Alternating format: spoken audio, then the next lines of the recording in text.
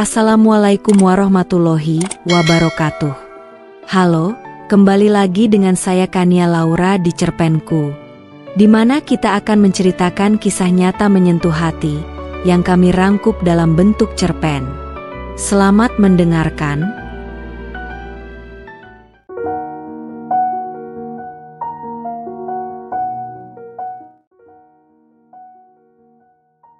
Janda tua tiba-tiba hamil dan melahirkan anaknya mirip dengan suamiku.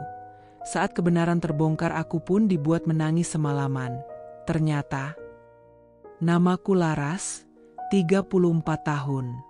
Dari luar, hidupku mungkin terlihat tenang, nyaman, mapan, dan tanpa kekurangan.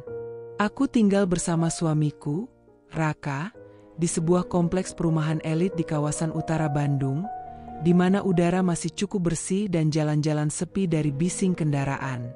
Rumah kami berdiri megah dengan cat putih gading, taman mungil di depan rumah, dan deretan pot bunga yang selalu kurapikan setiap akhir pekan.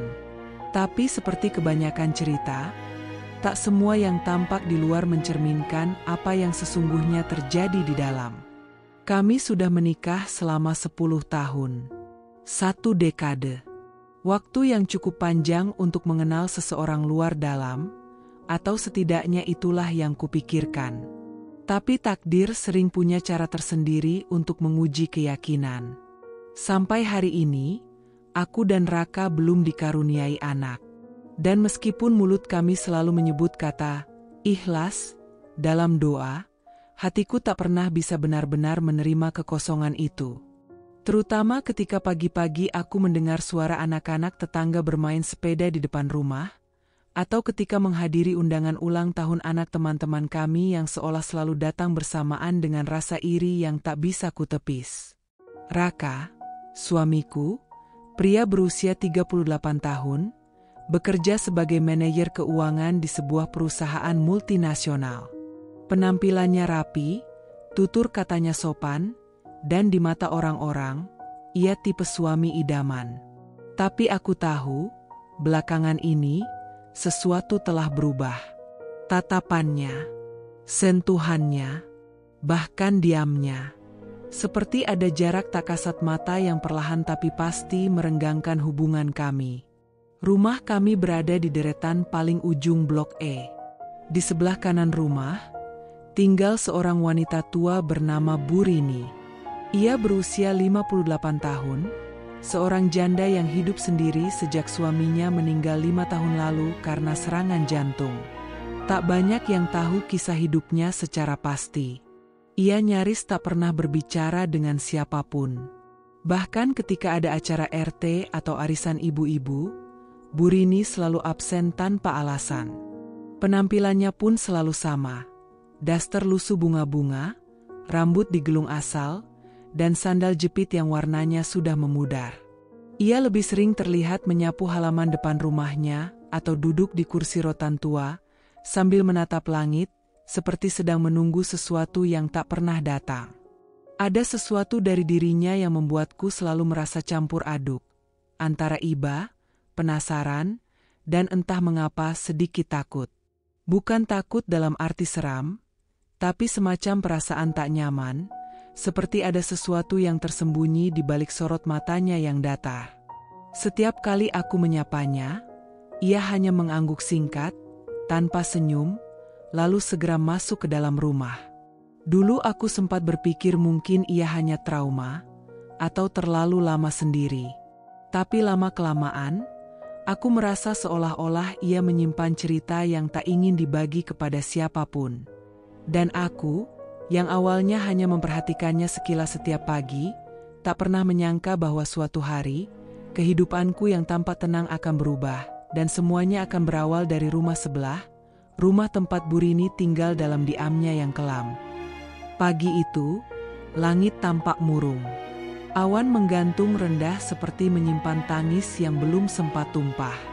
Angin semilir menyapu dedaunan yang gugur di halaman rumah, membelai kulitku yang dingin meski matahari belum benar-benar muncul. Aku baru saja selesai menyiram tanaman di depan rumah. Seperti biasa, Kegiatan kecil ini kulakukan untuk mengisi kekosongan pagi.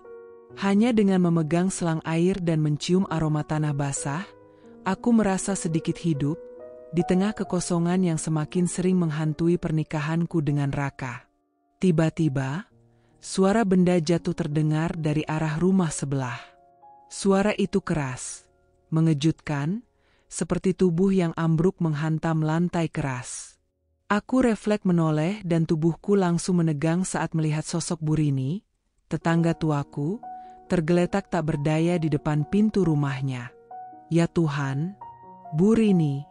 Jeritku panik, dan tanpa pikir panjang, aku berlari menyeberang halaman. Ia terbaring dengan posisi miring, satu tangan masih menggenggam gagang pintu yang terbuka setengah. Wajahnya pucat pasi, keringat membanjiri pelipisnya, dan matanya tertutup rapat. Nafasnya tersengal, pendek-pendek. Tubuhnya begitu lemah hingga terasa nyaris tak bernyawa. Bu, dengar saya ya. Bu Rini ini Laras. Bu, aku mengguncang bahunya perlahan, berusaha tetap tenang meskipun jantungku berdegup sangat kencang. Ibu dengar saya? Tolong bertahan, saya akan bantu, saya akan panggil bantuan. Dengan tangan gemetar, aku segera berlari ke pos Satpam. Dalam waktu kurang dari 10 menit, ambulans datang. Hatiku seperti diremas saat melihat tubuh Bu Rini diangkat ke atas tandu. Ia tampak begitu kecil, begitu rapuh, dan begitu sendirian. Aku ikut. Aku harus ikut, kataku pada petugas ambulans, tanpa ragu. Mereka mengangguk, dan aku segera naik ke dalam.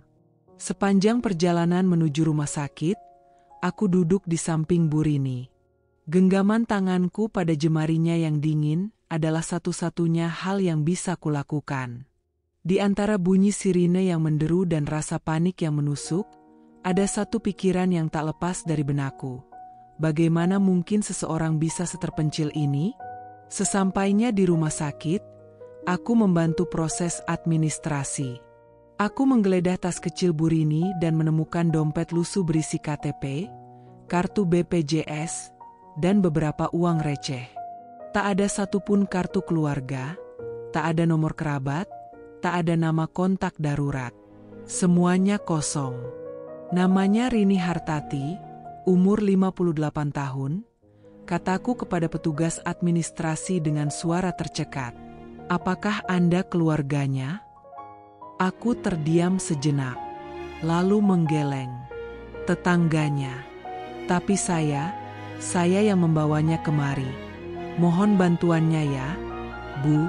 Tolong lakukan apapun yang bisa menyelamatkannya. Aku menunggu di ruang tunggu selama hampir 2 jam. Rasanya seperti 2 tahun. Setiap kali pintu IGD terbuka, jantungku mencelos. Aku berdiri, duduk, berdiri lagi. Minum seteguk dari botol air, lalu membiarkannya kembali menghangat di genggaman. Akhirnya, seorang dokter muda menghampiriku. Ibu Laras, ya? Aku mengangguk cepat. Bu Rini mengalami serangan hipertensi akut. Untung cepat dibawa ke sini. Kami sudah memberikan obat penurun tekanan darah dan memantau kondisinya. Tapi kami perlu observasi lebih lanjut selama beberapa hari ke depan. Aku mengangguk, lega setengah mati. Tapi rasa haru menyesak di dadaku hingga nyaris tak bisa kubendung. Terima kasih, Dok. Terima kasih banyak. Hari telah menjelang sore saat aku memutuskan untuk pulang sejenak. Sebelum pergi, aku sempat menengok Bu Rini dari jendela ruangan. Ia masih tertidur, wajahnya tenang meski penuh selang dan alat bantu. Aku sampai di rumah menjelang maghrib. Saat membuka pintu, aku tak menyangka Raka sudah di rumah. Ia berdiri di tengah ruang tamu, masih mengenakan kemeja kerjanya yang belum sepenuhnya dilepas. Tapi bukan penampilannya yang membuatku heran. Wajahnya pucat. Matanya melebar saat melihatku. Tangannya gemetar kecil, seperti orang yang baru saja dikejutkan sesuatu yang buruk. Laras, suaranya parau, terdengar tak yakin. Aku menatapnya heran. Iya, aku. Kamu kenapa? Dia menelan ludah. Pandangannya cepat menyapu tubuhku, lalu berhenti pada map kecil rumah sakit yang masih kugenggam. Kamu dari rumah sakit? Aku mengangguk sambil melepas sepatuku. Iya, Bu Rini pingsan di depan rumah. Aku bawa ke RS Brawijaya. Tadi sempat parah banget.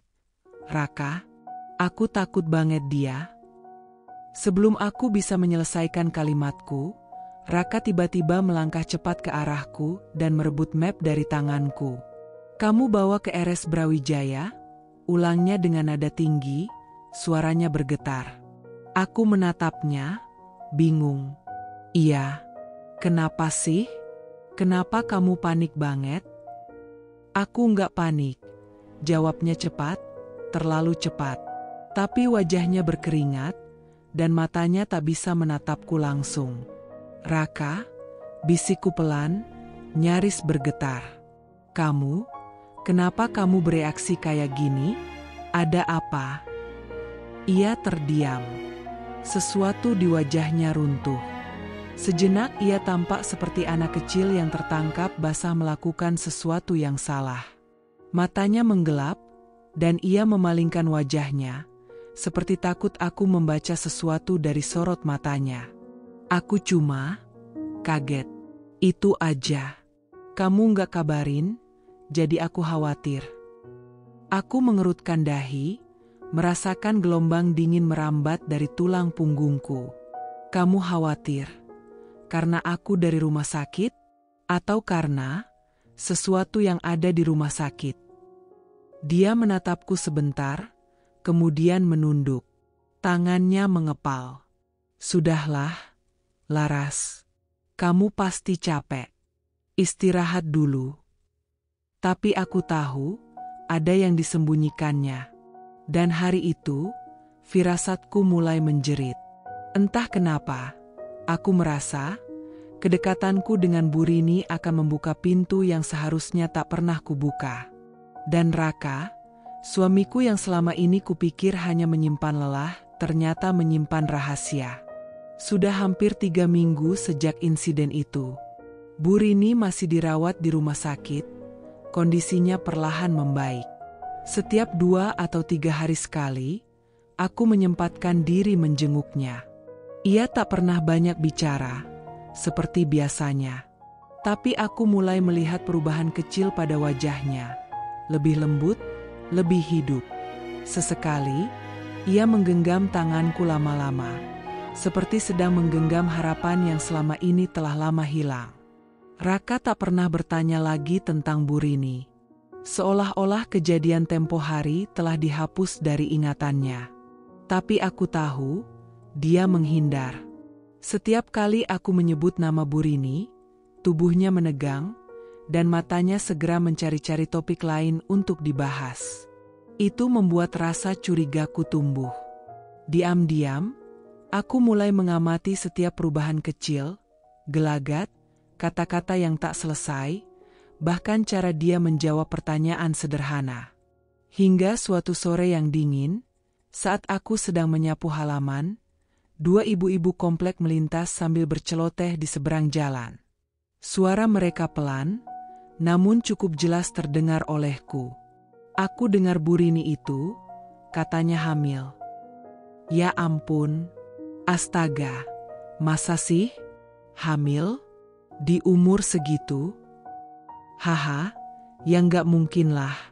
Orang dia aja jalannya masih oleng. Paling juga itu perut buncit biasa. Lemak tua. Ah, tapi kata yang kerja di rumah sakit itu, perutnya tuh bener-bener kayak orang hamil. Nggak kayak buncit biasa.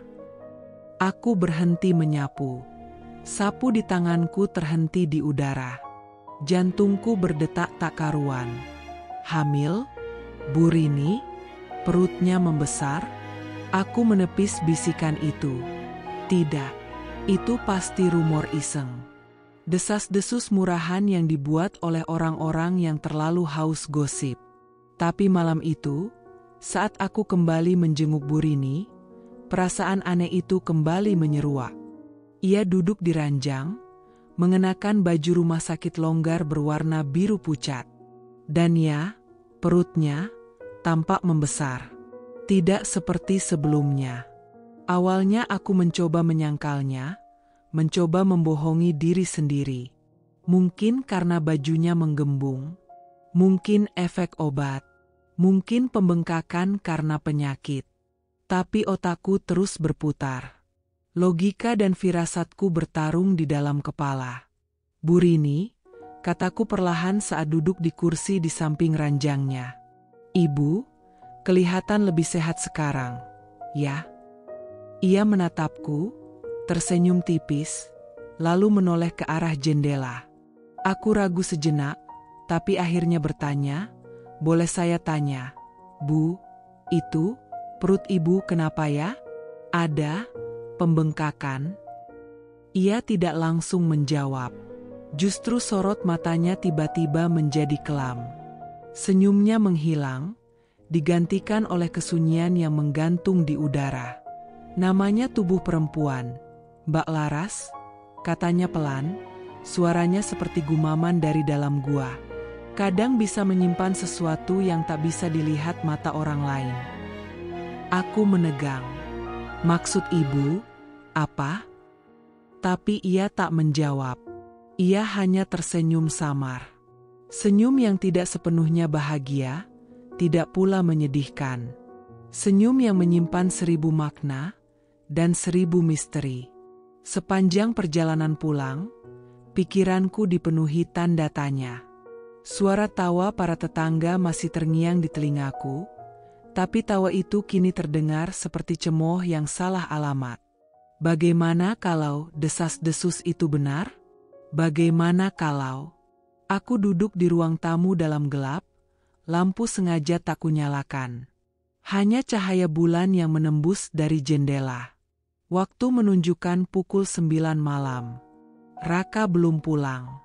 Tanganku gemetar saat mengambil ponsel dan membuka foto-foto terakhir kunjungan ke rumah sakit.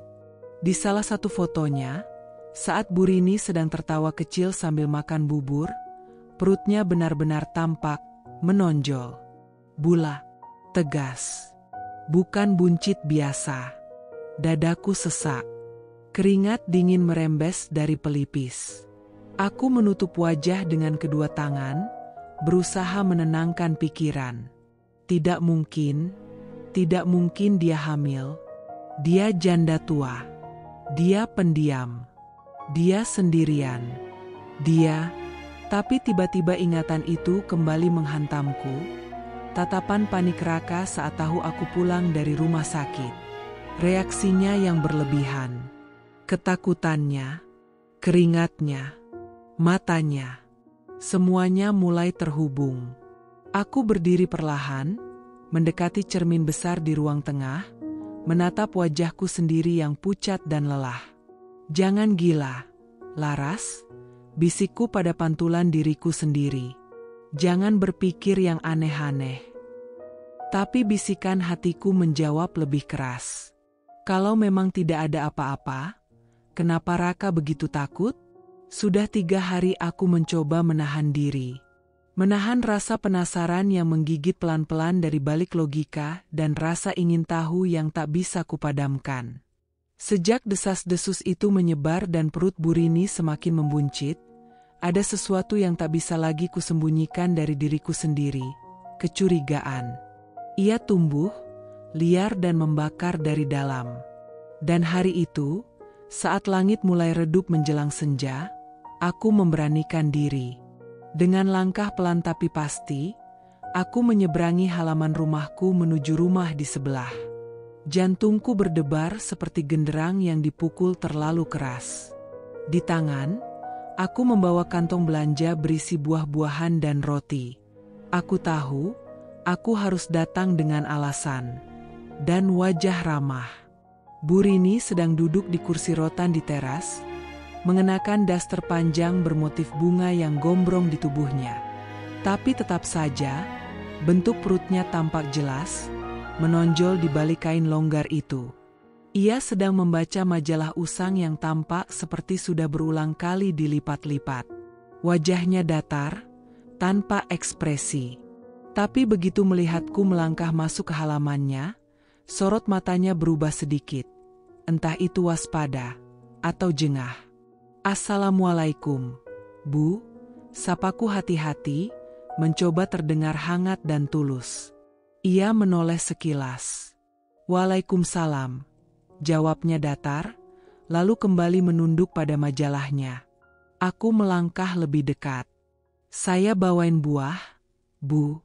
Tadi sekalian belanja ke pasar." Ia tak menjawab, tapi matanya menatap kantong plastik yang kubawa. Tangannya terangkat pelan, menyilangkan lengan di dada. Tanda yang tak kusadari saat itu sebagai pertahanan. Aku meletakkan kantong itu di meja kecil di depannya, lalu duduk perlahan di bangku kosong di sebelahnya. "Bu Rini, maaf kalau saya ganggu. Saya kepikiran terus sejak ibu pulang dari rumah sakit. Saya cemas." Ia menarik nafas pendek. "Kecemasanmu agak berlebihan, Mbak Laras. Saya baik-baik saja." Aku mencoba tersenyum, walau wajahku mungkin tampak lebih gugup dari yang kupikirkan. "Ibu nggak sendiri, saya cuma ingin memastikan ibu sehat. Tapi, maaf, saya juga nggak bisa bohong, Bu. Ada satu hal yang terus mengganggu pikiran saya." Ia menatapku, kali ini lebih tajam. "Apa maksudmu?" Aku menunduk sejenak, mencoba meredam gejolak emosiku sendiri. Tapi rasa penasaran yang kutahan terlalu lama, akhirnya mengalir keluar begitu saja. "Bu, saya dengar dari beberapa orang, katanya ibu sedang hamil." Suasana langsung berubah. Seperti angin yang berhenti berhembus, waktu seperti membeku. Wajah Bu Rini menegang. Matanya melebar, dan tubuhnya sedikit bergeser ke belakang, seolah aku tiba-tiba menjadi makhluk asing yang menyeramkan. "Saya tahu ini mungkin pertanyaan yang gak pantas," lanjutku cepat, berusaha menjelaskan, "tapi saya benar-benar bingung, Bu. Perut ibu terlihat membesar, dan saya hanya ingin tahu, apa benar rumor itu? Atau ada masalah lain dengan kesehatan ibu?" Tiba-tiba, suara kursi kayu berderit keras saat Bu Rini berdiri. Majalahnya terlempar jatuh ke lantai. Matanya menyala, bukan karena air mata, tapi karena api kemarahan yang tak bisa lagi ditahan. "Kamu ini keterlaluan, Mbak Laras," bentaknya, suaranya melengking tinggi dan penuh amarah. "Siapa kamu? Hah? Hanya karena kamu pernah bantu saya ke rumah sakit? Kamu pikir kamu punya hak buat mencampuri hidup saya?" "Bukan begitu, Bu." Aku mencoba menjelaskan, tapi suaranya menggunting kata-kataku dengan tajam. "Kamu ini perempuan berpendidikan, bukan? Tapi kenapa mulutmu seperti pedagang pasar? Apa kamu sudah tak tahu sopan santun? Menuduh perempuan setua saya hamil? Apa kamu pikir saya ini wanita macam apa?" Tubuhku membeku. Suara Bu Rini bergema keras di halaman yang sepi. Beberapa tetangga bahkan mulai mengintip dari balik tirai jendela. Saya hanya ingin tahu yang sebenarnya, Bu. Maafkan saya. Saya tidak berniat menuduh apapun." "Tutup mulutmu," potongnya tajam. Matanya menatapku seperti duri. "Mulutmu bisa menghancurkan hidup orang. Kamu tidak tahu apa-apa tentang saya. Tidak tahu apa-apa tentang hidup saya." Ia menunjuk ke pagar. "Sekarang pergi. Saya tidak butuh belas kasihanmu. Saya tidak butuh kamu berpura-pura peduli. Keluar dari halaman saya, sekarang juga." Aku terpaku di tempat, tidak percaya pada apa yang baru saja terjadi. Tapi amarahnya begitu nyata, begitu mengguncangkan. Dengan langkah gemetar, aku berdiri. Wajahku panas, bukan hanya karena malu, tapi juga karena hatiku yang tercabik-cabik oleh rasa bersalah dan bingung. "Maaf, Bu," bisikku, sebelum melangkah pergi perlahan-lahan. Saat aku melewati pagar rumahnya dan kembali ke rumahku sendiri, aku menoleh sekali lagi. Bu Rini masih berdiri di teras, dengan tangan bergetar dan napas memburu. Tapi ada sesuatu di matanya, bukan hanya amarah. Ada ketakutan, ada luka. Dan saat pintu rumahnya ditutup keras-keras, aku tahu, aku baru saja menyentuh rahasia yang lebih dalam dari yang aku bayangkan. Sejak peristiwa memalukan sore itu, saat Bu Rini mengusirku dari halamannya dengan kemarahan yang belum pernah kulihat sebelumnya, perasaanku terus digelayuti kegelisahan. Malam-malamku dipenuhi pertanyaan yang tak kunjung mendapatkan jawaban. Apalagi sejak beberapa tetangga mulai membicarakannya secara diam-diam, seperti api kecil yang menyulut gosip ke segala arah. Namun yang membuatku semakin tak tenang adalah sikap Raka, suamiku. Belakangan ini ia tampak berbeda. Tak lagi banyak bicara, bahkan jarang pulang tepat waktu. Wajahnya selalu tegang, seperti ada sesuatu yang terus menghantuinya. Dan setiap kali aku menyebut nama Bu Rini, reaksinya sungguh mencurigakan. Suatu malam, saat kami sedang makan malam dalam diam, aku memutuskan membuka pembicaraan. "Raka," kataku pelan, sembari meletakkan sendok ke pinggir piring. Ia hanya mengangguk pelan tanpa menoleh. "HM." Gak tahu kenapa, aku gak bisa berhenti kepikiran soal Bu Rini. Raka sontak berhenti mengunyah. Sendoknya menggantung di udara. Matanya menatap kosong ke arah meja, sebelum akhirnya perlahan menoleh padaku. "Kamu masih urus-urusin Bu Rini?" tanyanya dingin. Aku mengangguk pelan. "Aku cuma gak enak, Rak. Setelah kejadian kemarin, aku merasa bersalah. Tapi juga, jujur aja, aku makin curiga. Aku bingung. Kenapa ibu itu bisa berubah begitu cepat? Kenapa dia sedemikian tertutup? Dan, aku menarik napas, kenapa kamu juga tampak gelisah tiap kali aku nyebut nama dia?" Suasana mendadak mencekam. Seolah ada hawa dingin yang merambat dari dinding ke dinding, mengisi ruang makan kami dengan ketegangan yang menyesakan. "Aku serius, Rak," lanjutku, suaraku sedikit gemetar. "Apa kamu ada hubungan khusus sama Bu Rini?" Cangkir di tangannya diletakkan dengan bunyi yang sedikit terlalu keras. Ia menatapku dengan mata yang tak bisa aku baca, antara marah, bingung, atau justru ketakutan. "Laras, cukup." Nada suaranya tegas, bukan seperti biasanya. "Cukup apanya?" tanyaku. Nadaku mulai meninggi karena campuran emosi dan frustrasi. "Aku cuma nanya, kenapa kamu jadi seperti ini? Kamu kayak orang yang menyembunyikan sesuatu. Karena kamu terlalu ikut campur urusan orang," serunya. Kali ini suaranya meninggi. "Kamu kira kamu siapa sampai bisa menilai hidup orang lain? Apalagi Bu Rini? Dia itu janda tua yang sudah banyak menderita. Jangan kamu ganggu lagi." Aku terdiam. Dadaku sesak. Tidak hanya karena bentakannya, tapi karena sesuatu dalam kata-katanya terasa pribadi. Terlalu emosional untuk sekadar pembelaan. "Kenapa kamu membela dia sekeras itu, Raka?" bisikku, nyaris tak terdengar. "Kenapa kamu melarang aku membicarakan dia seolah-olah kamu takut sesuatu terbongkar?" Ia berdiri dari kursinya dengan kasar. "Kamu mulai ngawur, Laras. Aku capek pulang kerja, pengen tenang. Tapi kamu malah bahas hal-hal nggak penting. Kalau memang nggak penting, kenapa kamu semarah ini?" Aku ikut berdiri. Mata kami bertemu dalam diam yang panas. Tak ada suara selain detik jam dinding dan tarikan napas kami yang beradu. Akhirnya, dengan suara yang jauh lebih pelan, Raka berkata, "Aku minta kamu, jangan bahas Bu Rini lagi di rumah ini. Titik." Kemudian ia berbalik, meninggalkan meja makan dan masuk ke kamar tanpa menoleh sedikit pun. Aku terdiam. Berdiri kaku di samping kursiku.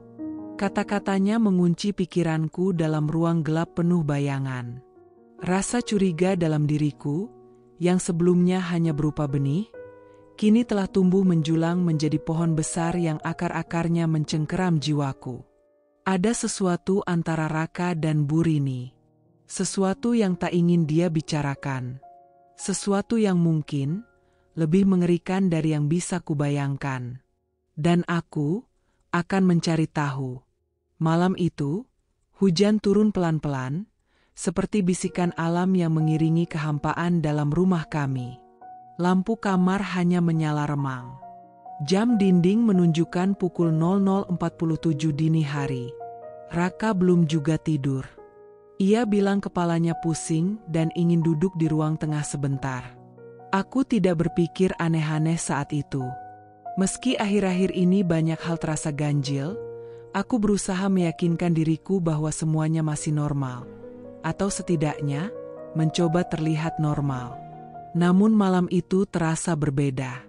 Mataku memang tertutup, tapi tidurku tak benar-benar lelap. Aku seperti berada dalam ruang hampa antara mimpi dan kenyataan. Dan di sanalah aku mendengar suara samar. Pintu dibuka secara perlahan, langkah kaki hati-hati, dan gemerincing kunci mobil. Aku terbangun seketika. Perlahan aku bangkit dari tempat tidur. Jantungku berdebar tak karuan. Kubiarkan kakiku menyentuh lantai dingin. Dari balik pintu kamar yang sedikit terbuka, kulihat siluet tubuh Raka di depan pintu utama. Ia mengenakan jaket hitam, topi, dan membawa tas kecil di tangan kirinya. Gerak-geriknya seperti seseorang yang sengaja tak ingin ketahuan. "Raka?" panggilku pelan. Ia menoleh dengan cepat, wajahnya tampak kaget, bahkan pucat. "Oh, kamu bangun." Suaranya terdengar gugup, seperti remaja yang baru saja tertangkap basah oleh orang tuanya tengah menyelinap keluar malam-malam. "Kamu mau kemana jam segini?" tanyaku sambil menahan rasa was-was yang mulai mencengkeram dadaku. Raka tersenyum tipis, tapi senyum itu tak menyentuh matanya. "Ada urusan kerja. Server kantor down. Aku harus bantu tim IT ngecek sistem. Cuma sebentar, kok. Paling balik sebelum subuh." Aku memandangi matanya, dan untuk pertama kalinya, aku sadar ada jarak di sana. Jarak yang tak pernah ada sebelumnya. Jarak yang asing dan dingin. "Oh," aku mengangguk pelan. "Kamu hati-hati ya." "Iya," jawabnya cepat. "Kamu tidur lagi aja. Jangan mikir yang aneh-aneh." Dan sebelum aku sempat bertanya lebih jauh, pintu sudah tertutup di belakangnya. Pagi harinya, hujan masih menyisakan bau tanah basah yang memenuhi udara. Aku duduk di meja makan sambil menyesap teh hangat yang tak berhasil menenangkan pikiranku. Raka belum pulang. Tak ada pesan, tak ada panggilan. Hanya keheningan yang semakin menusuk. Tiba-tiba ponselku bergetar. Grup WhatsApp ibu-ibu kompleks ramai. Notifikasi berdatangan satu demi satu, seperti irama yang mempercepat detak jantungku. "Ada kabar ya Allah." Bu Rini subuh-subuh pingsan di kamar mandi katanya. "Astaga, dibawa ke klinik bersalin loh." "Hah? Klinik bersalin? Maksudnya?" Aku membeku. Tanganku yang memegang cangkir teh bergetar pelan. Kubaca ulang pesan-pesan itu. Kata-kata itu seperti palu yang menghantam dadaku bertubi-tubi. Dengar-dengar karena perdarahan, terus ketahuan dia hamil.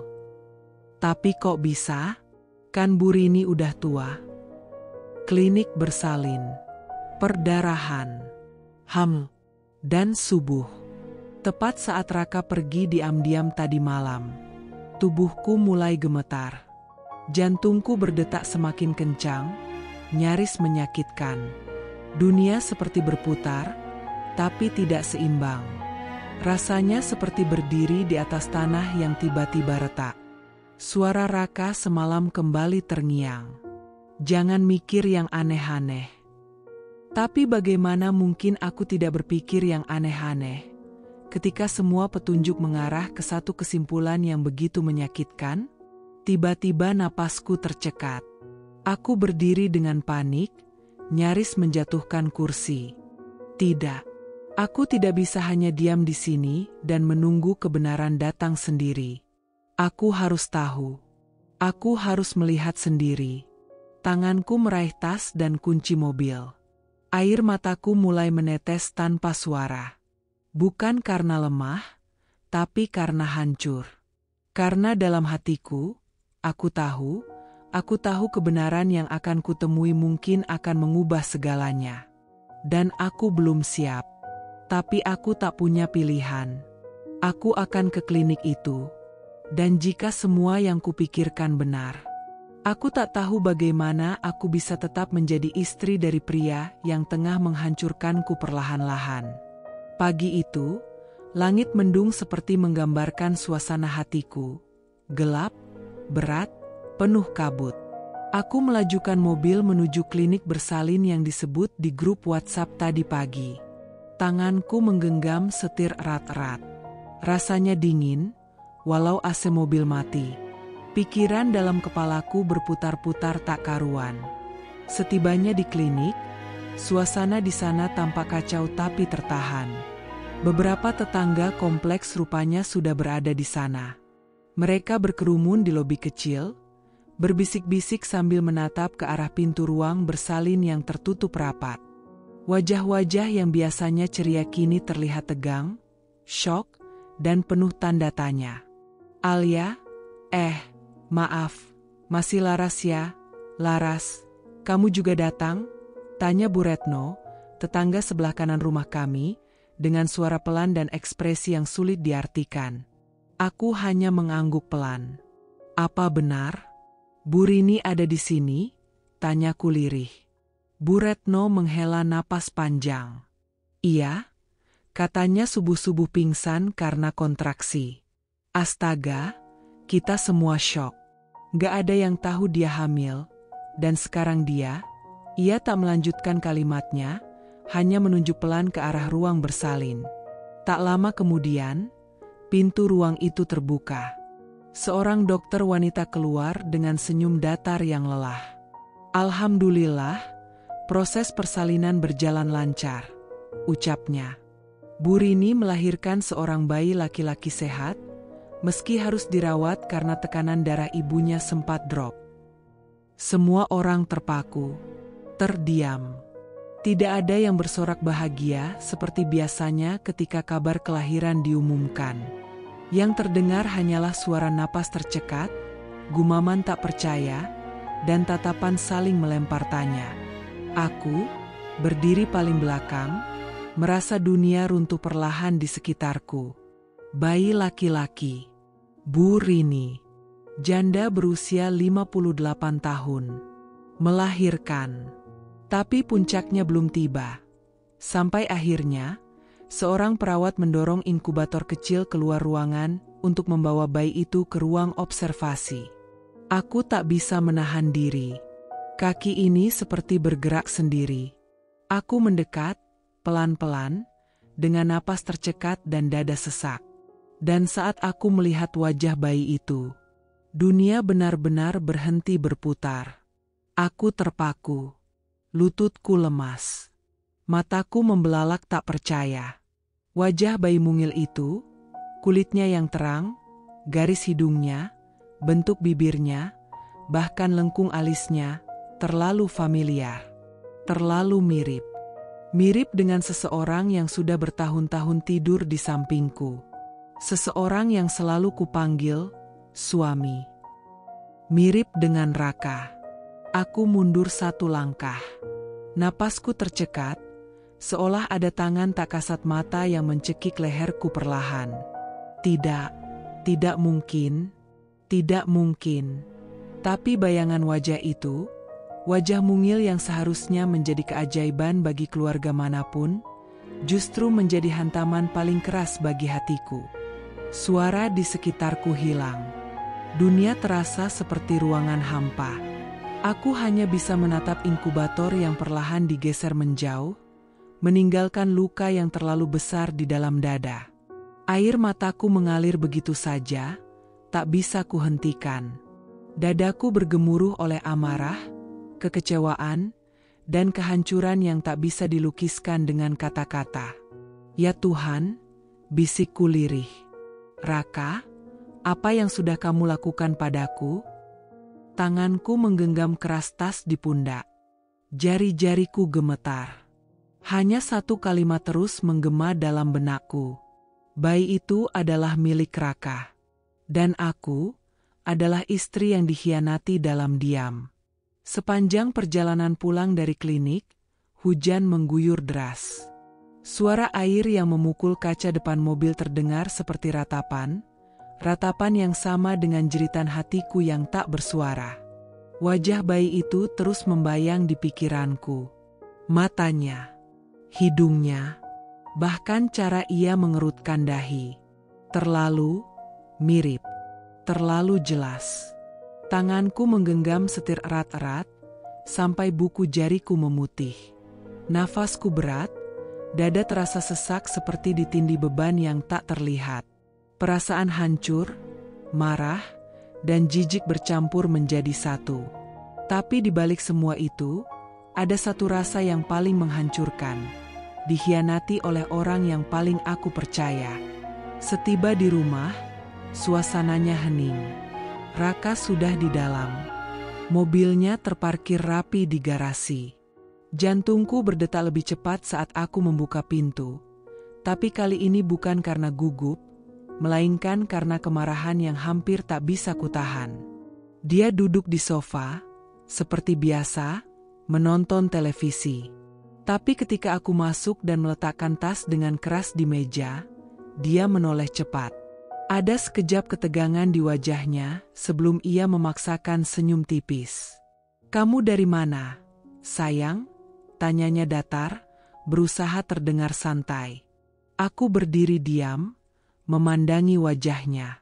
Wajah itu kini terasa asing, dingin, licik.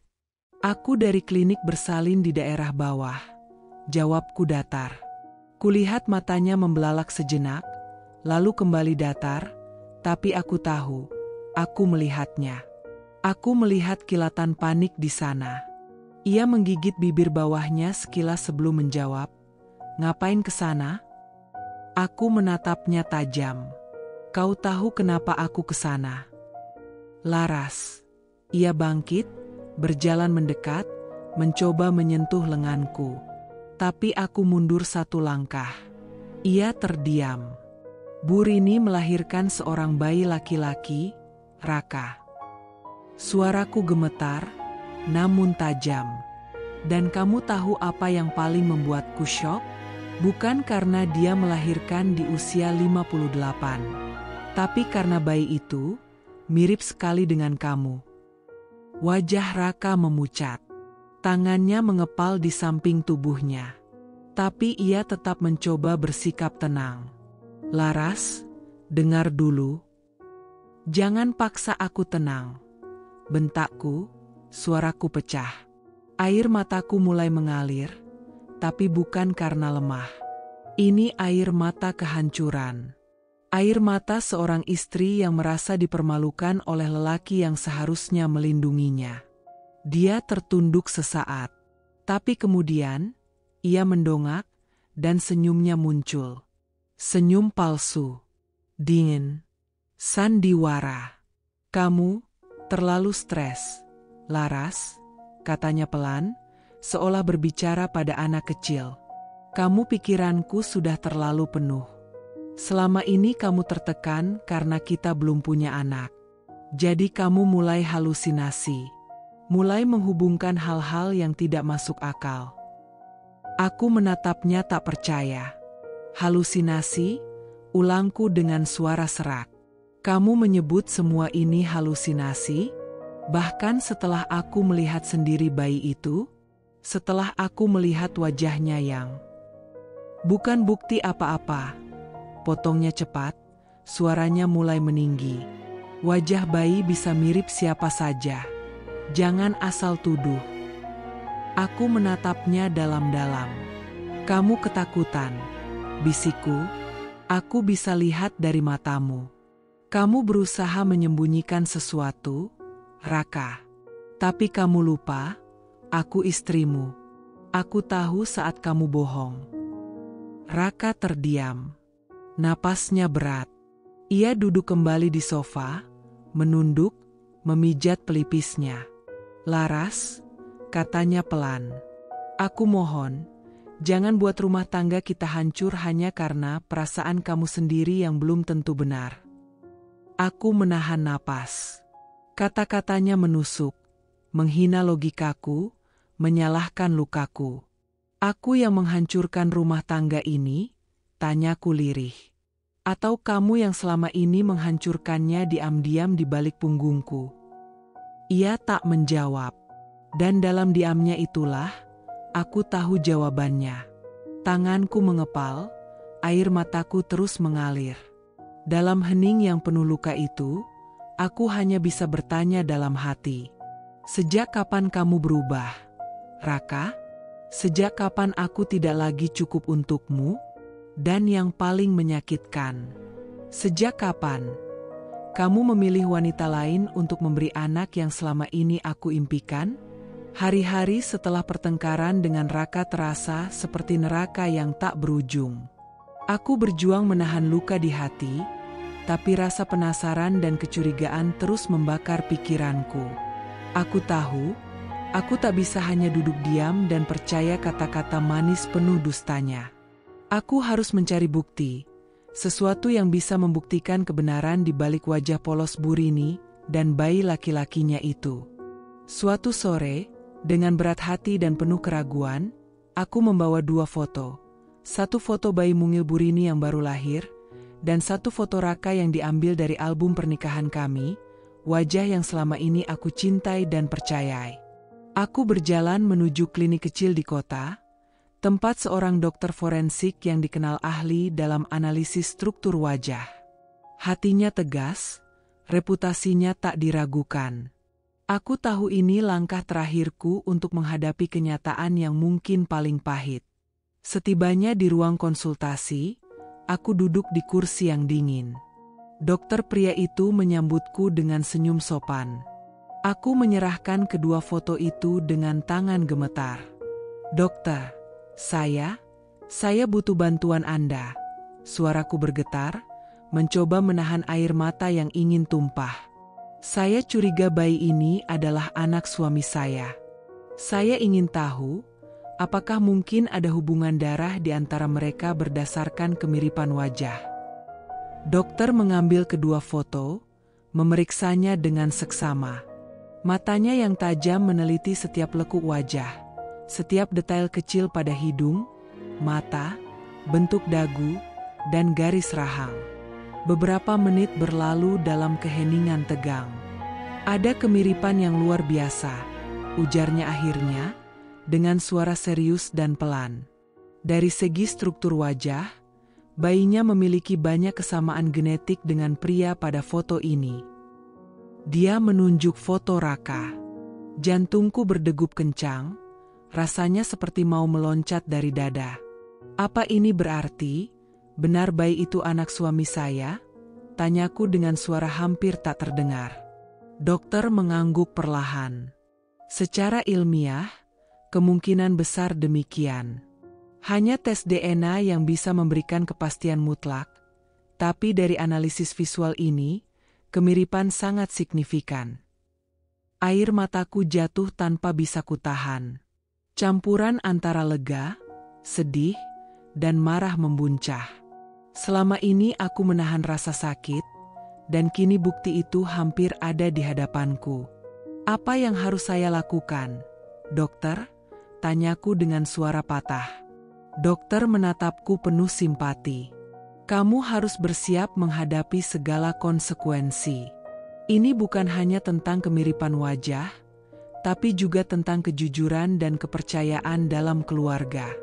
Aku sarankan kamu bicara baik-baik dengan suamimu, dan kalau perlu, lakukan tes DNA sebagai bukti final. Aku mengangguk pelan. Terima kasih, dokter. Dalam hati aku berjanji, aku akan mencari jawaban sampai tuntas. Aku tidak akan membiarkan diriku terus dikhianati dan dipermainkan. Karena aku pantas mendapatkan kebenaran, meskipun itu akan mengubah hidupku selamanya. Setelah aku mendapatkan konfirmasi dari dokter forensik tentang kemiripan wajah bayi itu dengan Raka, hatiku terasa seperti sedang dihantam ombak besar yang tak kunjung reda. Namun rasa penasaran dan naluri ingin tahu yang membara membuatku sadar bahwa aku belum bisa berhenti di situ. Aku harus menggali lebih dalam, mencari potongan-potongan kebenaran yang selama ini tersembunyi rapat di balik pintu tertutup rumah Burini. Salah satu titik terang yang terlintas di benakku adalah Sri, asisten rumah tangga yang dulu sempat bekerja di rumah Burini. Aku masih ingat betul, Sri adalah sosok yang ramah namun selalu menjaga jarak. Aku pun mencoba menghubunginya melalui nomor telepon yang kupunya, berharap dia bersedia bicara. Suatu sore yang gerimis, aku bertemu Sri di sebuah warung kopi kecil di sudut jalan. Wajahnya tampak lelah, dengan mata yang sembab seolah menyimpan cerita pilu. Aku duduk berhadapan dengannya, mencoba menyembunyikan perasaan gugup dan berat yang membebani dadaku. Aku benar-benar butuh bicara, Sri, suaraku bergetar sedikit, tentang apa yang terjadi di rumah Burini. Aku tahu kamu pernah bekerja di sana. Apa kamu bisa ceritakan sesuatu? Sri menghela napas panjang, tangannya meremas gelas plastik di depannya. Matanya menatap keluar jendela, seolah mencari keberanian. Bularas, aku takut. Sebenarnya aku takut sekali. Ujarnya pelan, suaranya nyaris berbisik, tapi aku rasa kamu berhak tahu. Aku mengangguk perlahan, memberinya ruang untuk membuka cerita. Pak Raka, dia sering datang ke rumah Burini di malam hari. Diam-diam, tidak ada yang tahu, katanya dengan suara penuh beban. Aku sendiri pernah mendengar sendiri. Dari balik pintu, suara mereka berdebat hebat. Suara marah, kasar, terkadang berteriak. Tapi, yang paling membuat aku takut adalah suara-suara aneh yang lain. Aku menatapnya dengan mata membelalak, menunggu penjelasan berikutnya. Kadang ada suara erangan seperti seseorang yang kesakitan, atau mungkin, lebih dari sekadar itu, ucap Sri dengan suara terputus-putus, seolah menghindari ingatan yang menyakitkan. Aku takut kalau ngomong, aku akan dipecat atau sesuatu yang lebih buruk. Makanya aku diam. Hatiku mencelos. Tubuhku tiba-tiba terasa lemas, seperti dipukul gelombang badai rasa sakit yang tiba-tiba menghantam. Kenapa kamu tidak bilang dari dulu, Sri? Aku mungkin bisa membantu atau setidaknya bersamamu. Aku berkata dengan suara bergetar, tapi mataku penuh harap. Sri menunduk, menyesal. Aku takut, Bu. Aku benar-benar takut. Tapi sekarang aku yakin, kamu harus tahu semuanya. Aku tidak ingin kamu jadi korban kebohongan ini sendirian. Aku menggenggam tangan Sri erat-erat, berusaha menahan air mata yang mulai menggenang. Terima kasih sudah jujur, Sri.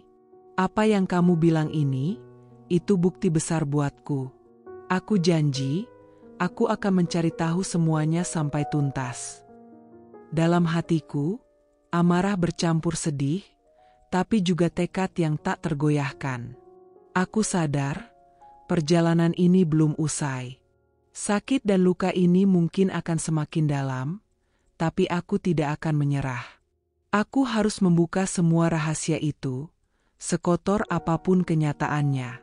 Hari itu, Hatiku berdebar luar biasa. Aku tahu, langkah yang akan kuambil bukan hanya berani, tapi juga berisiko besar. Tapi aku tak bisa lagi menunggu dan bertanya-tanya tanpa bukti yang pasti. Aku harus memastikan kebenaran, walau itu akan menghancurkan semua yang pernah aku percaya. Dengan penuh perhitungan, aku memutuskan untuk mengambil sampel rambut bayi Burini secara diam-diam saat aku menjenguknya.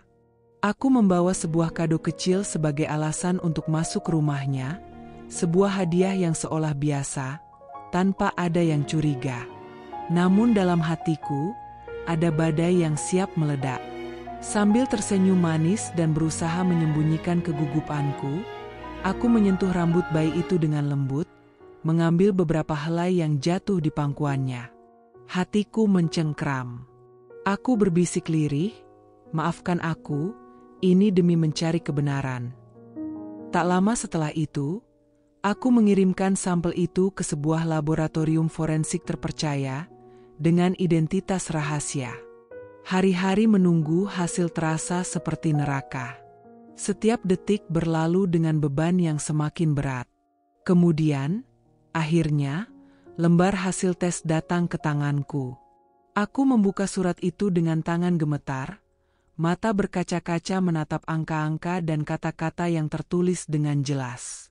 Persentase kecocokan DNA, 99,9%, baca aku pelan, suara bergetar tak percaya. Anak tersebut adalah anak biologis dari Raka. Jantungku seolah berhenti berdetak sesaat. Dunia di sekitarku terasa hampa. Tubuhku lemas, dan aku duduk terjatuh di kursi, menutup wajah dengan kedua tangan, menahan gelombang emosi yang menggulung, marah, sakit, kecewa, dan pengkhianatan. Air mataku mengalir deras, bukan hanya karena sedih, tapi juga karena merasa tertipu oleh orang yang paling kupercaya.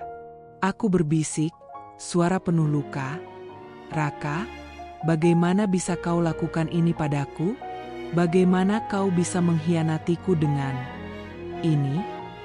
Dalam kesunyian itu, aku sadar satu hal, hidupku tidak akan pernah sama lagi. Aku harus menghadapi kenyataan pahit ini dan memilih langkah berikutnya. Apakah aku akan memperjuangkan rumah tangga kami, atau melepaskan semuanya demi harga diriku? Malam itu, aku mengumpulkan sisa-sisa keberanianku yang tersisa seperti bara api yang hampir padam. Berpegangan pada bukti yang tak terbantahkan itu, aku berdiri di depan pintu ruang tamu, menunggu Raka pulang. Setiap detik terasa seperti 1000 tusukan di dadaku. Jantungku berdegup kencang, tangan gemetar menahan gelombang emosi yang hampir meledak. Begitu dia melangkah masuk, aku menatap matanya yang selama ini kupuja, namun kini berubah menjadi misteri yang membingungkan. Suaraku bergetar saat kubuka pembicaraan yang sudah lama kutahan. "Raka, kita harus bicara. Aku tidak bisa terus hidup dalam kebohongan," kataku pelan tapi tegas, berusaha menahan air mata yang mulai menggenang di sudut mataku. Dia memandangku dengan tatapan dingin, bibirnya mengerucut, dan nada suaranya menusuk hati saat dia bertanya, "Apa maksudmu, Laras? Jangan buat aku muak dengan drama yang tidak jelas." Aku mengeluarkan amplop putih berisi hasil tes DNA, dan dengan tangan gemetar kubuka dan kuangkat dokumen itu tepat di depan matanya. Ini bukti yang tak bisa kau bantah. Tes DNA ini mengatakan satu hal, anak Burini itu adalah anak biologismu, Raka. Ucapku, nadaku meningkat penuh emosi, campuran antara marah, kecewa, dan patah hati. Matanya membelalak sesaat, tapi kemudian berubah menjadi dingin, penuh kebencian. Tiba-tiba, tanpa peringatan, tangan kekar itu menghantam wajahku dengan tamparan keras. Aku terhuyung, dada terasa sesak, dan rasa sakit fisik bertemu dengan luka batin yang membakar. "Kau benar-benar kurang ajar, Laras," dia berteriak dengan suara penuh kemarahan dan kebencian. "Kau ini gila. mengada-ada seenaknya tanpa bukti yang jelas. Dengan kasar, dia merobek-robek kertas itu dan menjatuhkan potongan-potongan hasil tes DNA itu ke lantai. Kertas putih yang dulu penuh harapan dan jawaban kini berserakan seperti serpihan mimpi yang hancur. Aku terpaku, air mataku jatuh perlahan. Kenapa kau harus bersikap seperti ini? Bukankah aku berhak tahu kebenaran? Bukankah aku berhak tahu apa yang selama ini kau sembunyikan dari hidupku? Dia menatapku dengan tatapan tajam dan menusuk, lalu dengan langkah berat membelakangi aku. Pergi. Aku tidak mau dengar omonganmu yang penuh kebohongan ini lagi, katanya dingin, suaranya hampir tidak terdengar tapi penuh kebencian. Aku berdiri di sana, terdiam dalam keheningan rumah yang mendadak begitu dingin. Hanya gema langkahnya yang menjauh yang terdengar di telingaku, meninggalkanku dengan perasaan hancur dan rapuh. Dalam hati, aku tahu ini bukan akhir dari semuanya. Ini baru permulaan. Permulaan dari sebuah perjuangan berat yang akan menguji semua kekuatanku, untuk diri sendiri, untuk harga diriku, dan untuk masa depan yang mungkin sudah tidak pernah sama lagi. Keesokan harinya, pagi yang biasanya penuh harap dan rutinitas berubah menjadi kelam dan penuh kegelisahan. Sejak pagi aku menunggu Raka pulang, tapi jam demi jam berlalu tanpa kabar sedikit pun. Teleponnya tidak aktif, pesan yang kutinggalkan tak kunjung dibalas. Hatiku dipenuhi oleh rasa cemas dan perasaan terluka yang semakin dalam. Aku bertanya-tanya, di mana dia berada? Apa yang sedang dia lakukan? Tapi semuanya hanya menjadi pertanyaan yang menggerogoti pikiranku tanpa jawaban. Tiba-tiba, dari tetangga yang lewat di depan rumah, aku mendengar bisik-bisik yang membuat darahku hampir membeku. "Mbak, tadi pagi saya lihat Pak Raka di rumah Bu Rini. Mereka berdua sedang di halaman, berpelukan hangat," kata seorang ibu parubaya dengan suara penuh rahasia. Hatiku tercekat. Aku segera keluar rumah, langkahku terasa berat namun penuh tekad untuk melihat sendiri kenyataan yang kubayangkan buruk itu. Saat sampai di depan rumah Bu Rini, pandanganku tertuju pada pemandangan yang sama sekali tak pernah kubayangkan. Raka dan Bu Rini berdiri berdekatan, tubuh mereka saling merapat dalam pelukan yang tampak begitu akrab. Wajah Bu Rini memancarkan kebanggaan yang sulit disembunyikan, sambil dengan lembut menggendong bayi kecil itu di pelukannya. Aku berdiri terpaku, napasku tersengal-sengal. Dalam hati aku berteriak, ini nyata, Raka benar-benar bersama dia. Mereka seperti keluarga. Aku berbisik getir, bagaimana mungkin aku bisa percaya lagi? Bu Rini menoleh, matanya bertemu dengan mataku. Senyum dingin terukir di bibirnya, seolah berkata, aku telah menang. Raka melepaskan pelukannya dan menatapku dengan pandangan dingin penuh penyesalan atau mungkin kebencian. Kau datang lagi? Apa lagi yang ingin kau ketahui? Laras? Suaranya dingin dan tajam menusuk hatiku. Aku berdiri tegak, suara penuh keberanian sekaligus luka. Aku ingin tahu semuanya, Raka. Semua yang selama ini kau sembunyikan. Hari itu, aku tahu hidupku semakin rumit. Tapi aku tak akan mundur. Aku harus mencari jawaban, walau itu harus kubayar dengan segalanya. Seminggu telah berlalu sejak aku melihat Raka dan Bu Rini bersama di halaman rumah mereka. Waktu seakan berjalan lambat, namun luka di hatiku semakin menganga dalam-dalam, tak pernah sembuh. Aku berusaha menata diri, mencoba menutupi rasa sakit dengan pura-pura kuat. Namun, hidup rupanya belum selesai mempermainkanku. Suatu sore, saat aku duduk sendiri di ruang tamu, menatap kosong keluar jendela, ponselku bergetar. Dengan malas aku mengangkatnya, membuka aplikasi TikTok yang biasanya kuanggap sebagai pelarian ringan dari hari-hari berat. Namun hari itu, Mataku terpaku pada satu video yang langsung membuat darahku membeku dan tubuhku serasa lumpuh. Di layar ponsel terpampang jelas judulnya. Pria muda rela tinggalkan istri demi janda tua tetangga sendiri, karena cinta dan anak kandung. Suara pengisi video yang sinis dan komentar-komentar pedas dari warganet yang tak kenal ampun menggema di telingaku, seperti serangan yang tak terelakkan. Aku menahan napas. Perasaan malu yang menyesakkan dada seketika menyerang. Dengan gemetar, aku memutar video itu. Tampak cuplikan-cuplikan Raka dan Burini, pelukan mereka yang mesra di halaman, senyum bangga Burini sambil menggendong bayi itu, dan wajah Raka yang tak pernah aku lihat selama ini, sebuah wajah yang kini terasa asing dan penuh kebohongan. Mataku mulai berkaca-kaca. Suara hatiku berteriak dalam bisu. Ini nyata, aku dipermalukan di depan seluruh dunia. Aku menutup wajah dengan kedua tangan, menahan tangis yang ingin meledak, tapi tak bisa dicegah. Air mata mengalir deras, jatuh membasahi pipi yang panas dan perih. Suaraku tercekik saat aku berbisik pelan, nyaris tanpa suara, penuh luka. Bagaimana bisa Raka, aku, rumah tangga kita hancur secepat ini? Di depan mata semua orang? Apa yang harus aku lakukan sekarang? Aku terdiam lama, menatap layar ponsel yang kini terasa seperti pengadilan publik yang tanpa belas kasih.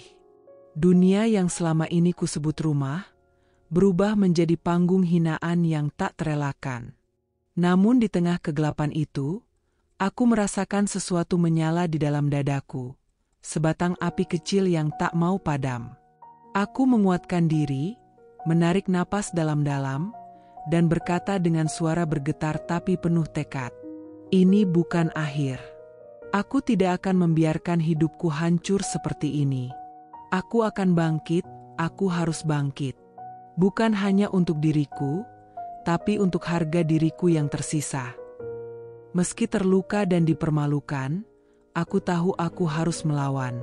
Perjuangan ini belum selesai. Aku harus mencari jalan keluar dari kehancuran yang Raka buat. Aku harus menemukan kekuatanku kembali. Hari-hari setelah video viral itu, aku merasa seperti terperangkap dalam badai yang tak berujung. Bukan hanya dunia maya yang menghakimiku, tapi juga keluarga Raka.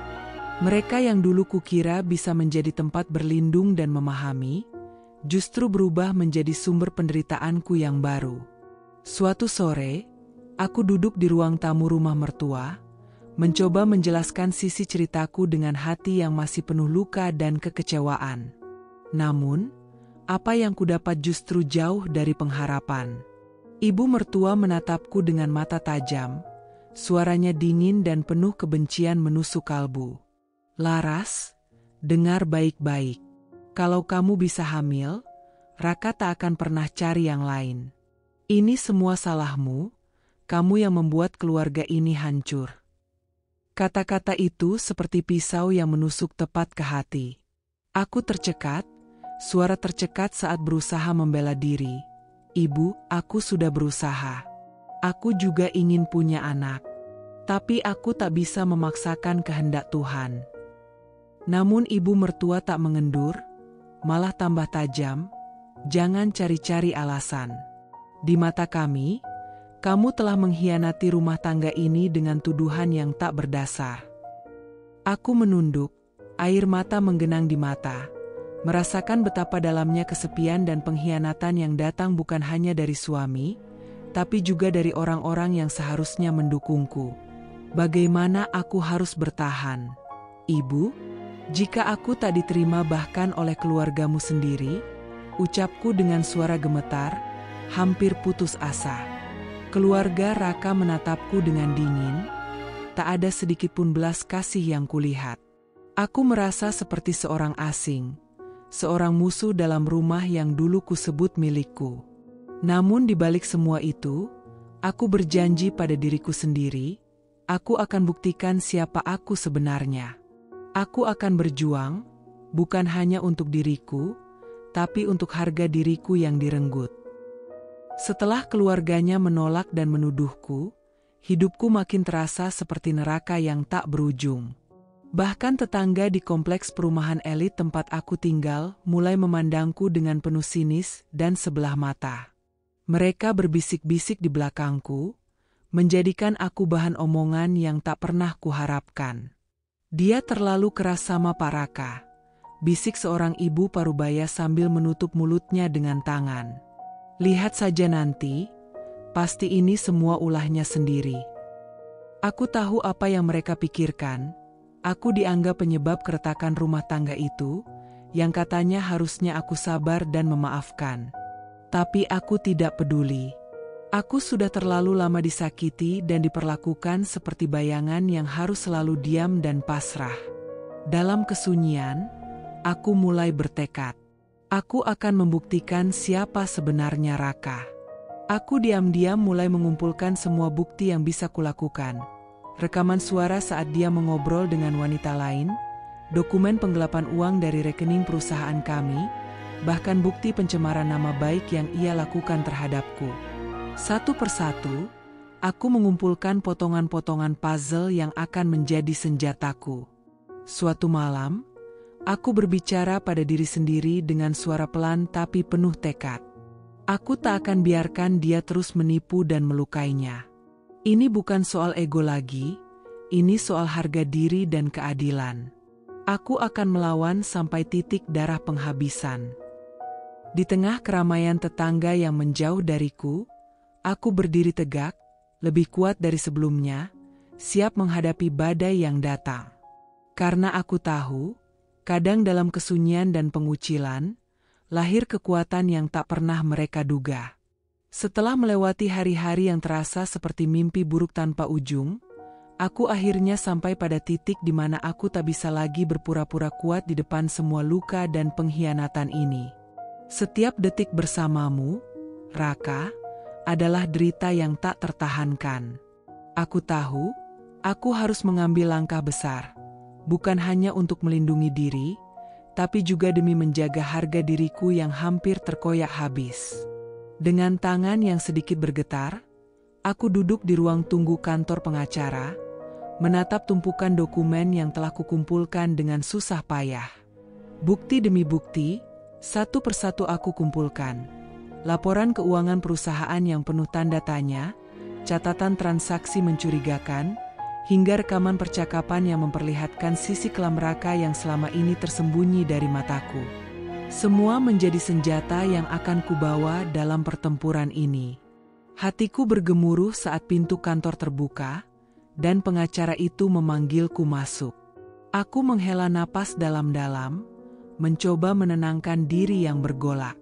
Saat duduk di hadapannya, aku berbicara dengan suara yang bergetar namun tegas. Aku ingin mengajukan gugatan cerai. Aku tidak bisa lagi bertahan dalam kebohongan dan luka ini. Aku ingin hidupku bebas. Raka harus bertanggung jawab atas semua yang telah dia lakukan. Pengacara menatapku dengan penuh pengertian, lalu berkata, "Ini bukan langkah mudah, Laras. Tapi kamu sudah siap. Selain gugatan cerai, kamu juga ingin melaporkan dugaan penyalahgunaan dana perusahaan, kan?" Aku mengangguk, air mata mulai menggenang di sudut mataku. Iya, aku tidak akan membiarkan dia terus menipu dan mencuri apa yang bukan haknya. Perusahaan itu milik orang tuaku, dan aku percaya dia telah mengkhianati kepercayaan itu. Suaraku menjadi serak saat kutambahkan, ini bukan hanya soal uang, ini soal keadilan dan harga diri yang harus aku jaga. Aku ingin semua orang tahu kebenaran, bahwa selama ini aku bukan orang yang harus disalahkan. Pengacara mengulurkan tangan, menggenggam tanganku dengan erat, memberikan kekuatan yang aku butuhkan. Kamu tidak sendiri, Laras. Kita akan hadapi ini bersama-sama. Ingat, kamu sedang berjuang bukan hanya untuk dirimu sendiri, tapi juga untuk masa depan yang lebih baik. Setelah pertemuan itu, aku berjalan keluar kantor dengan langkah berat tapi penuh tekad. Dalam hening malam, Aku menatap langit yang gelap dan berbisik pada diriku sendiri, ini adalah awal dari kebebasanku. Aku mungkin terluka, tapi aku tidak akan pernah menyerah. Aku akan bangkit, lebih kuat dari sebelumnya. Hari yang aku tunggu-tunggu akhirnya tiba juga. Pagi itu, aku melangkah memasuki gedung pengadilan dengan perasaan campur aduk, antara gugup, harap-harap cemas, dan juga sedikit kelegaan yang mulai menyelinap di hatiku. Suara langkah kakiku bergema di koridor yang dingin dan sepi, seperti irama perjuangan yang belum usai. Aku duduk di ruang sidang, memandang Raka yang duduk di kursi tergugat. Wajahnya tampak berbeda. Bukan lagi suami yang kukenal, tapi pria yang telah menorehkan luka paling dalam di hidupku. Tatapannya labil, sesekali menunduk, sesekali menatap kosong ke depan. Ketika hakim mengetuk palu dan membuka sidang, suasana seketika menjadi sunyi. Semua mata tertuju padaku dan Raka. Hatiku berdegup kencang, napas seolah tercekat menunggu keputusan yang menentukan segalanya. Hakim mulai berbicara dengan suara tegas namun penuh pertimbangan. Setelah mempertimbangkan seluruh bukti dan keterangan yang telah diajukan oleh penggugat dan tergugat, pengadilan memutuskan untuk mengabulkan gugatan cerai yang diajukan oleh Ibu Laras. Hatiku seakan melayang, campuran lega dan sedih bercampur menjadi satu. Aku merasakan air mata hangat mulai menetes, tapi aku tahan sebisa mungkin. Hakim melanjutkan, selain itu, berdasarkan fakta yang terungkap, pengadilan memutuskan untuk membekukan seluruh aset yang atas nama Bapak Raka, sebagai langkah awal hingga proses hukum selanjutnya berjalan. Seketika, aku mendengar suara seorang petugas polisi memasuki ruang sidang. Wajahnya serius, langkahnya mantap. Dengan nada tegas, ia mengumumkan, berdasarkan hasil penyelidikan dan bukti yang ada, Bapak Raka dinyatakan terbukti melakukan tindak penipuan dan penyalahgunaan dana perusahaan. Oleh karena itu, kami menjemput yang bersangkutan untuk menjalani proses hukum lebih lanjut. Raka terpaku, tubuhnya melemas, wajahnya berubah pucat. Dalam diam, aku melihat bayangan pria yang dulu kukasihi kini berubah menjadi sosok yang tak kukenal lagi. Hatiku berbisik pelan, ini akhir dari sebuah babak kelam dalam hidupku. Tapi juga awal dari sebuah harapan baru yang selama ini kusembunyikan. Saat sidang usai, aku keluar dari gedung pengadilan dengan langkah yang lebih ringan. Meskipun air mata masih menggenang di pelupuk mata, aku tahu, aku telah mengambil kendali atas hidupku kembali. Aku membayangkan hari-hari yang akan datang, hari di mana luka ini akan sembuh, dan aku akan berdiri tegak, lebih kuat dari sebelumnya. Aku menatap langit biru di luar sana, suara hati berkata, Laras, kau sudah lelah bertahan. Sekarang saatnya kau hidup untuk dirimu sendiri. Mulailah lembaran baru ini dengan keberanian dan keyakinan. Kabar vonis pengadilan yang menjatuhkan hukuman 4 tahun penjara kepada Raka menyebar dengan cepat, menggetarkan setiap sudut lingkungan kami. Namun, bukan Raka yang paling terpukul oleh kenyataan pahit itu. Justru Burini, sang janda tua yang selama ini diam dan penuh misteri, mengalami guncangan yang sangat dalam hingga membuat hidupnya seolah runtuh berkeping-keping. Suatu sore, aku memutuskan untuk mengunjunginya. Rumahnya yang dulu terlihat kokoh kini tampak suram dan penuh kesedihan. Di teras yang sederhana itu, aku menemukan Burini duduk terpaku, matanya merah sembab, bibirnya bergetar menahan luka yang tak terkatakan. Di pangkuannya, bayi mungil yang baru lahir tertidur lelap, tak tahu apa yang tengah terjadi di dunia orang dewasa ini. Dengan hati-hati aku mendekat dan berkata lirih, "Burini, saya datang karena khawatir. Bagaimana keadaan ibu?" Ia menoleh, tatapannya kosong namun menyimpan lautan kepedihan. Suaranya parau saat akhirnya menjawab, "Laras, Aku seperti jatuh ke jurang yang sangat dalam. Semua berubah begitu cepat. dan aku tidak siap menghadapi semuanya. Aku melihat tangannya yang gemetar memegang selembar surat tagihan yang menumpuk. Rumah ini harus aku jual. Semua uang itu akan kuberikan untuk membayar biaya pengacara dan kebutuhan hidup sehari-hari, katanya sambil menahan isak. Aku duduk di sampingnya, meraih tangannya, mencoba memberikan kekuatan meski aku sendiri juga merasakan beratnya situasi ini. Ibu tidak sendiri, Bu. Aku akan berusaha membantu semampuku, ujarku dengan suara lembut. Ia menarik napas panjang, lalu menunduk menatap bayi kecil di pelukannya. Anakku, aku harus menjaga dia seorang diri sekarang. Raka sudah pergi untuk waktu yang lama. Tidak hanya meninggalkan aku, tapi juga tanggung jawab ini. Suara Bu Rini hampir pecah ketika berkata, "Aku merasa sepi, Laras. Tak tahu harus bagaimana menghadapi semuanya tanpa Raka di sisiku." Air mataku pun jatuh tanpa bisa kutahan lagi. Aku tahu betapa beratnya beban ini untuk wanita yang selama ini kubayangkan kuat dan tegar. Bu Rini, aku tahu ini sangat sulit. Tapi percayalah, Ibu tidak sendiri. Kita akan melewati semua ini bersama. Ia mengangguk pelan, suaranya lirih tapi penuh harapan. Terima kasih, Laras. Mungkin ini memang ujian terberat dalam hidupku, tapi aku akan berjuang demi anakku dan untuk masa depan yang lebih baik. Malam itu, aku pulang dengan hati yang berat namun penuh tekad. Raka telah menjalani konsekuensi perbuatannya. Bu Rini, yang kini harus menghadapi kehidupan yang keras seorang diri, memegang bayi mungil yang menjadi simbol harapan di tengah kegelapan.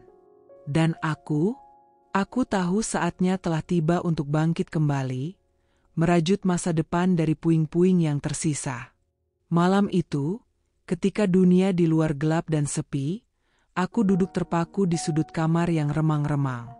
Suara detik jam dinding bergaung seolah menghitung waktu yang terus berjalan tanpa henti, sementara aku tenggelam dalam lautan perasaan yang begitu campur aduk. Air mata mulai mengalir deras.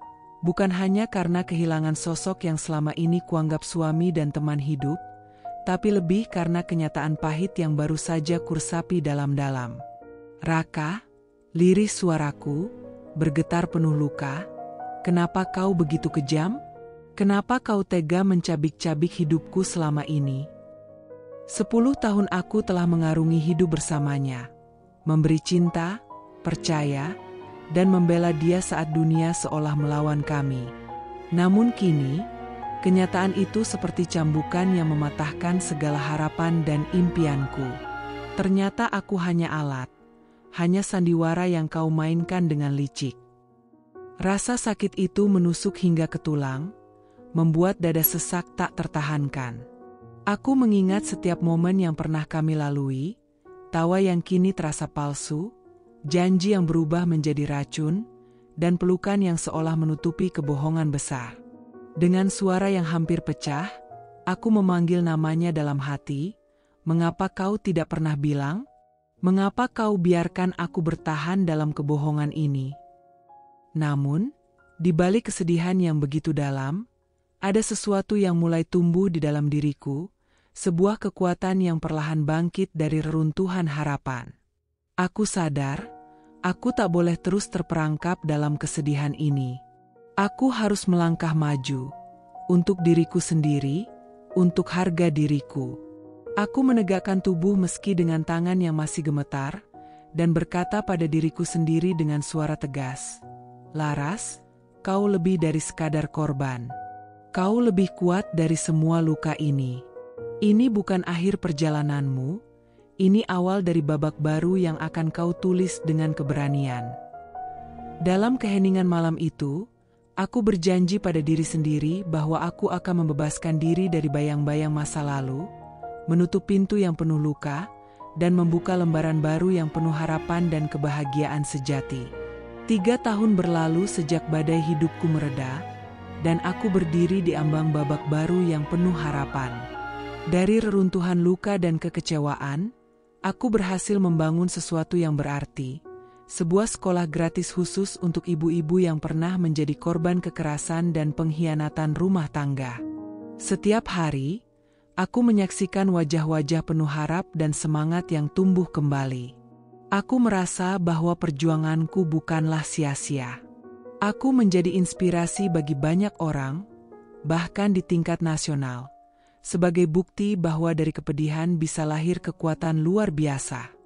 Suatu sore, ketika aku melaju dengan mobil baru yang kubeli dari hasil kerja keras dan doa, pandanganku tertuju pada sosok yang tak asing lagi di sebuah halte bus. Di sana, Bu Rini duduk dengan lemah, menggendong bayi kecil yang menangis karena lapar. Matanya yang dulu penuh rasa bangga kini redup, menampakkan kelelahan hidup yang sangat dalam. Aku berhenti sejenak, menatap mereka dengan tatapan yang tak bisa diungkapkan dengan kata-kata, campuran antara kesedihan, simpati, dan sebuah kepastian yang pahit. Hati kecilku berbisik, ini adalah akibat dari pilihan dan perbuatanmu, Bu Rini. Karma telah bekerja.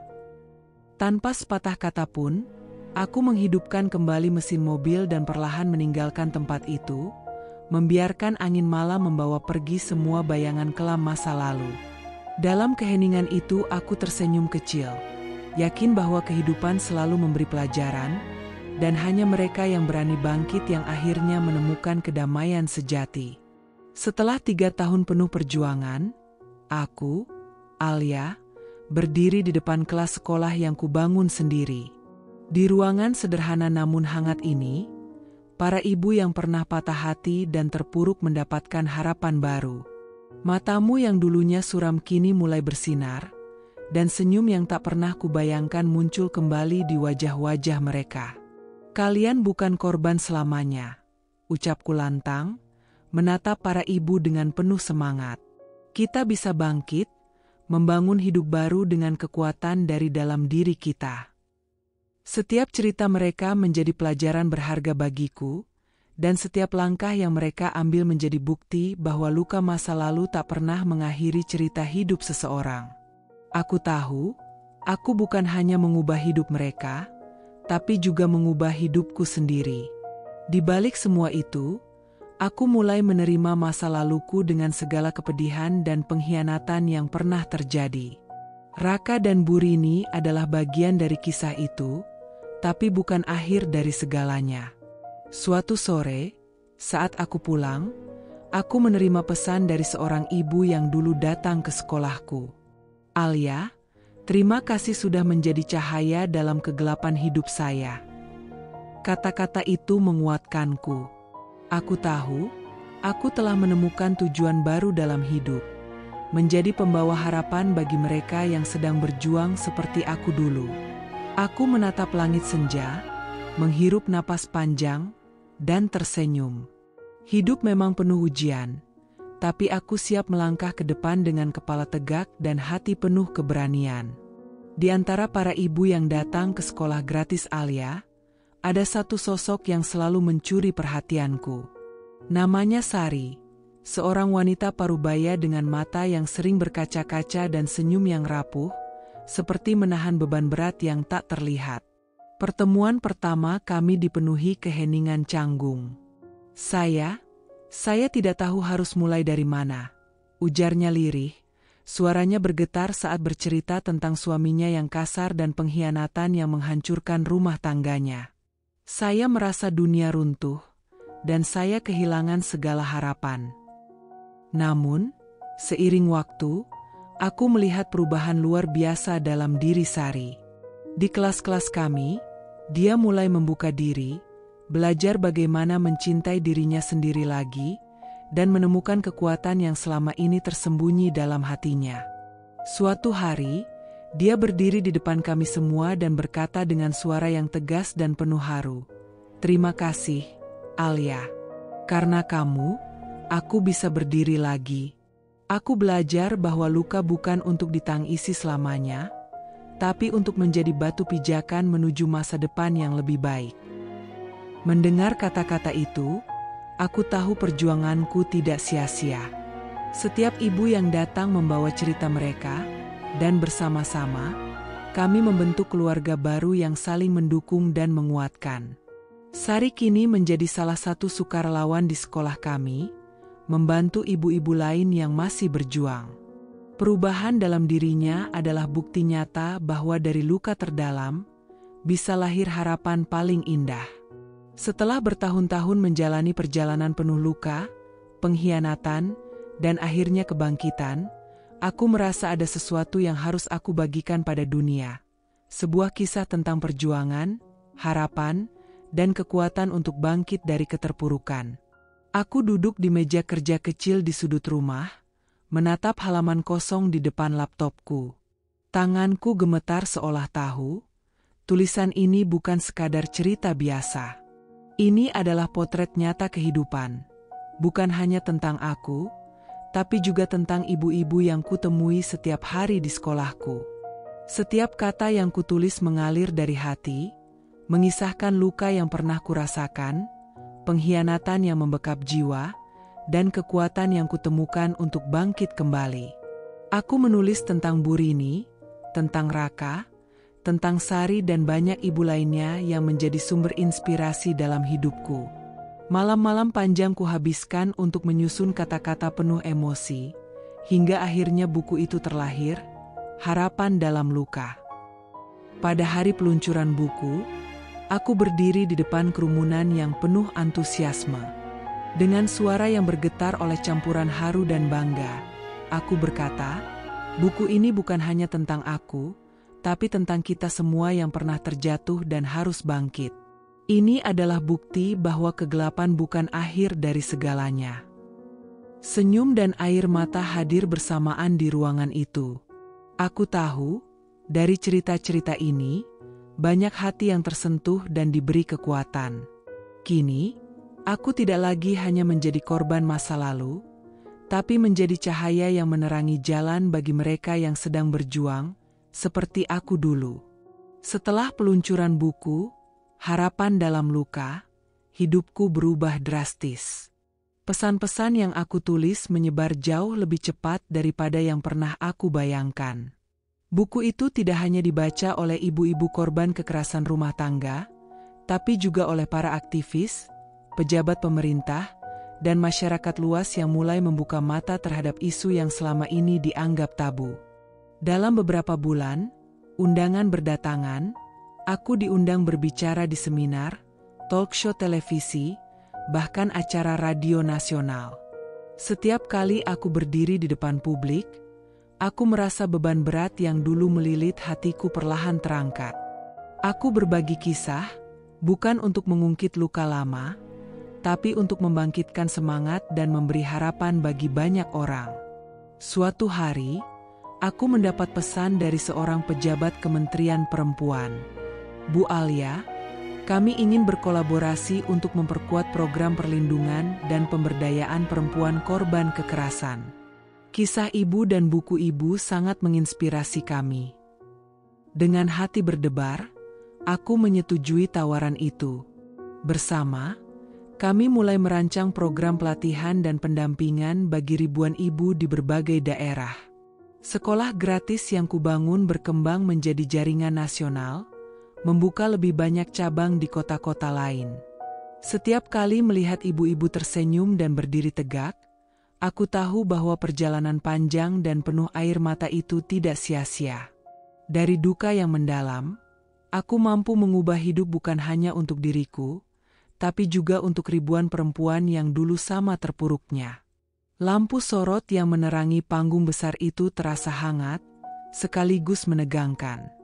Aku berdiri dengan dada berdebar, mengenang semua perjalanan yang membawaku ke sini, dari rumah yang hancur oleh pengkhianatan, hingga kini menjadi suara ribuan perempuan yang mencari harapan. Di depan ribuan mata yang menatap penuh antusias, aku memulai pidato, suaraku bergetar namun penuh tekad. Saya di sini bukan untuk berbicara tentang kesedihan saya semata, tapi untuk membuktikan bahwa setiap luka adalah awal dari sebuah kekuatan baru. Seluruh ruangan hening, lalu tepuk tangan membahana memenuhi gedung. Aku berbagi kisah nyata tentang bagaimana sekolah gratis yang kubangun menjadi tempat perlindungan dan pelatihan bagi ibu-ibu yang dulu terpuruk. Setelah acara, banyak peserta mendatangi dan mengungkapkan betapa kisah itu menggerakkan hati mereka. Seorang wanita tua menangis dan memegang tanganku, berkata, "Kau mengajarkanku untuk tidak menyerah meski hidup memberi luka yang dalam." Program pemberdayaan yang kami rancang bersama kementerian berkembang pesat. Pelatihan keterampilan seperti menjahit, kerajinan tangan, hingga pelatihan kewirausahaan mulai dirasakan manfaatnya oleh ribuan ibu di seluruh negeri. Setiap cabang sekolah Alia menjadi oase bagi mereka yang membutuhkan. Para ibu yang pernah rapuh kini berdiri tegak, berani bermimpi, dan mengukir masa depan baru untuk diri mereka dan anak-anaknya. Aku tahu, perjalanan ini belum berakhir. Tapi aku siap melangkah lebih jauh, membawa lebih banyak harapan, dan mengubah lebih banyak kehidupan. Di antara ribuan ibu yang datang ke sekolah dan mengikuti program pemberdayaan kami, ada satu sosok yang selalu membuatku terharu, Ibu Dewi. Dewi datang dengan mata yang kosong. Suaminya telah meninggalkannya dan anak-anaknya dalam kesulitan besar. Ia hampir putus asa, hidup dalam bayang-bayang kesedihan dan rasa malu. "Aku tidak tahu harus bagaimana lagi, Alia," katanya suatu hari dengan suara bergetar, "hidupku terasa hancur." Namun, melalui pelatihan menjahit dan kursus kewirausahaan, Dewi mulai menemukan kekuatan dalam dirinya. Ia belajar membuat tas tangan, baju, dan aksesori yang mulai laris di pasaran lokal. Dari hasil kerja keras dan doa, ia mampu membuka usaha kecil-kecilan yang lambat laun tumbuh menjadi sumber penghasilan utama bagi keluarganya. Suatu saat, aku bertemu Dewi di acara pertemuan ibu-ibu alumni. Wajahnya bersinar, matanya penuh semangat dan rasa percaya diri. "Alia, aku ingin berterima kasih. Kamu bukan hanya menyelamatkan hidupku, tapi juga memberiku harapan untuk masa depan anak-anakku." Air mata bahagia mengalir di pipiku saat mendengar kata-katanya. Inilah alasan aku terus berjuang, untuk melihat mereka yang dulu patah bisa berdiri kembali dengan tegak dan penuh keyakinan. Perjalanan hidupku memang penuh luka dan pengkhianatan. Tapi dari sana, aku belajar bahwa kekuatan terbesar manusia bukan terletak pada seberapa keras ia jatuh, melainkan pada seberapa gigih ia bangkit kembali. Kini, aku tidak hanya hidup untuk diriku sendiri, tapi juga untuk ribuan wanita dan anak yang menemukan harapan baru melalui perjuanganku. Aku percaya, setiap luka menyimpan benih kekuatan, dan dari gelap, kita semua bisa melangkah menuju cahaya. Dengan hati penuh syukur dan semangat yang membara, aku menatap masa depan, siap untuk menulis bab-bab baru yang penuh makna dan kebahagiaan.